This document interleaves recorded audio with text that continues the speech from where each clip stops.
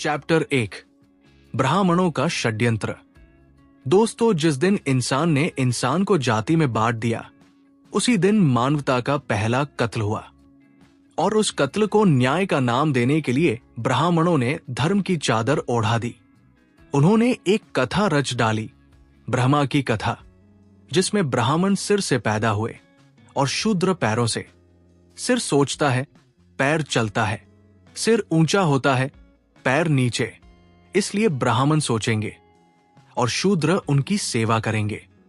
कहानी सरल थी, लेकिन असर घातक। ये कोई देव कथा नहीं थी। ये एक सोच थी, गुलाम बनाने की सोच, जो किताबों में घुसी, श्लोकों में छिपी और फिर समाज में फैलती गई। शूद्र को सिर्फ इसलिए नीचा माना गया क्योंकि वो शूद्र था। उसके कर्म, उसके विचार, उसकी मेहनत किसी बात से मतलब नहीं। उसका जन्म ही उसका अपराध बना दिया गया। उसे शिक्षा नहीं दी गई क्योंकि पढ़ेगा तो समझेगा, समझेगा तो सवाल करेगा, और सवाल करेगा तो सत्ता हिल जाएगी। इसलिए उसे अनपढ़ बनाए रखना जरूरी था। धर्मशास्त्रों में साफ साफ लिखा गया, अगर शूद्र वेद सुने तो उसके कानों में गरम सीसा डाल दो। अगर पढ़े तो दंड दो। अगर बोले तो चुप कराओ। मंदिर, जहां ईश्वर हर किसी के लिए होना चाहिए था, वहां शूद्र की परछाई भी अपवित्र मानी गई। उसके घर, उसकी बोली, उसका खाना, उसका नाम तक, सबको नीचा कहा गया।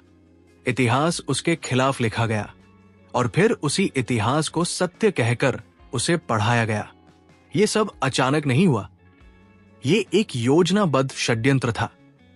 ब्राह्मणों ने ज्ञान को सिर्फ अपने लिए रख लिया, बाकी सबको अंधकार में धकेल दिया और फिर कहा, देखो, ये अज्ञानी है, अधम है, इसलिए ये हमारे अधीन रहने के लायक है। महात्मा फुले ने इस झूठ को समझा।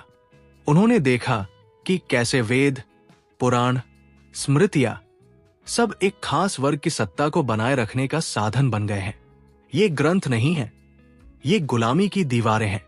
इन्हें धर्म कहना एक और अन्याय है।